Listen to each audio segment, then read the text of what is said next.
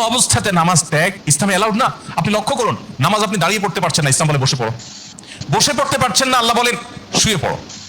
শুয়ে শুয়ে আপনি হাত পা নাড়াতে পারছেন না, ইসলাম আপনাকে নির্দেশ করছে মনে মনে তুমি নামাজ আদায় করো। আপনাকে ওযু করে নামাজ পড়তে হবে, ওযু করতে পারছেন না, ইসলাম বলে তুমি তায়াম্মুম করো। আপনি তায়াম্মুম করতে যদি অপারগ হন, তায়াম্মুমের ব্যবস্থা নাই, ওযুর ব্যবস্থা নাই, তাহলে যে অবস্থা আছেন সে অবস্থা আপনাকে নামাজ আদায় করতে হবে। নামাজের জন্য সতর ঢাকা ফরজ, কিন্তু এমন কোন পরিস্থিতি আছেন আল্লাহ মাফ করুক আপনার সতর ঢাকার ব্যবস্থা নেই, তাহলে ওই অবস্থায় আপনাকে নামাজ আদায় করতে হবে। আপনি যদি এমন কোন পরিবেশে থাকেন যেখানে আপনার পবিত্র কাপড় থাকা নামাজের জন্য পূর্ব শর্ত, অথচ আপনার কাছে পবিত্র কোনো কাপড় নাই, তো ইসলাম ওই অবস্থা আপনাকে নামাজ পড়তে বলে।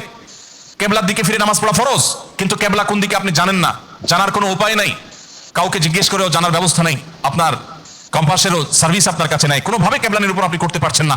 এইরকম পরিস্থিতিতে অনুমান করে এই দিকে কেবলা হতে পারে ধারণা করে সেই দিকে ফিরে নামাজ পড়তে হবে, তারপর আপনাকে নামাজ আদায় করতে হবে। ভাইরা আমার, নামাজের গুরুত্ব এত বেশি বুঝেছেন সাহাবায়ে কেরাম যে যুদ্ধের মধ্যে, রণাঙ্গনের মধ্যে পর্যন্ত তীর এসে লেগেছে পায়ে, কিন্তু নামাজ ছাড়েননি।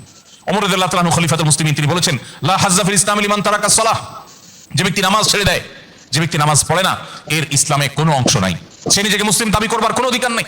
এই জন্য ভাইরা আমার, আপনি অন্য অনেক কিছুতে ছাড় পাবেন, রোজা রাখতে পারছেন না, আল্লাহ রাব্বুল আলামিন কোরআনে কারিমে বলেছেন ওয়া আলাল্লাযিনা ইউতিকুনাহু ফিদিয়াতু তুআমু মিসকিন। কিছু মানুষ রমজানে এমন অবস্থা আছেন যে এখন রোজা রাখতে পারছেন না, তাদেরকে আল্লাহ বলেছেন ফামান কানা মিনকুম মারিদান আও আলা সাফারিন ফাইদ্দাতুম মিন আইয়ামিন উখার। কেউ যদি অসুস্থতার কারণে, সফরে থাকার কারণে রোজা রাখতে কষ্ট হয়, তাহলে সে রমজানের রোজা না রেখে এই কয়েকটা রোজা, যেগুলো সফর কিংবা অসুস্থতার কারণে, কারো জ্বর হয়েছে, অসুস্থ হয়েছে, রোজা রাখাটা টাফ হচ্ছে, তার পানি পান করতে হবে, তাকে মেডিসিন নিতে হবে, না হলে তার বিপদ হতে পারে, এইরকম সিরিয়াস পর্যায়ে অসুস্থ হলে আল্লাহ তাআলা তার জন্য কোরআনে বিধান দিয়েছেন সে এই রোজাগুলো ভেঙে রমজানের বাইরে অন্য সময় রোজা রাখতে পারবে। আর যদি কারো রোজা রাখার ক্ষমতা একেবারে শেষ হয়ে যায়, ওয়া আলাল্লাযিনা ইউতিকুনাহু ফিদিয়াতু তুআমু মিসকিন, কারো রোজা রাখার একেবারে ক্ষমতা নেই, তিনি অসুস্থ হয়ে পড়েছেন, বার্ধক্যজনিত কষ্টে তিনি বয়সের শেষ প্রান্তে এসেছেন, রোজা রাখতে পারেন না, আর এই ব্যক্তির জন্য রোজার বিকল্প হিসাবে খাদ্য বিতরণ করতে বলা হয়েছে। মিসকিনকে, একজন মিসকিনকে একদিনের খাবার দিয়ে দিলে একটা রোজার বিকল্প হয়ে যায়। এইরকম ব্যক্তির, যে ব্যক্তি রোজা রাখার ক্ষমতা নাই বার্ধক্যজনিত কারণে, অথবা এমন অসুস্থতা যে অসুস্থতাতে কখনো আর সুস্থ হওয়ার সম্ভাবনা নেই, তার জন্য ফিদিয়ার ব্যবস্থা রেখেছে ইসলাম। কিন্তু নামাজের ব্যাপারে ইসলাম কোনো বিকল্প দেয় নাই। ভাইরা আমার, নামাজ এমন একটা ইবাদত যে এটার কোনো বিকল্প না, যে ঠিক আছে নামাজ পড়তে পারো না, তুমি সাদকা দিয়ে দাও, এটা হয়ে যাবে, এরকম কোনো বিধান কোরআন হাদিসে নাই।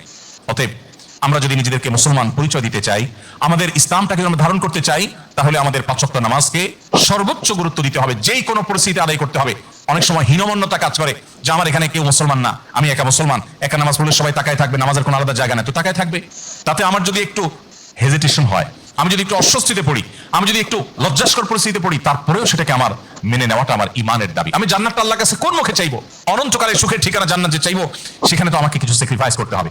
এই স্যাক্রিফাইসের বিনিময়ে আল্লাহর কাছে আমি জান্নাত চাইতে পারি।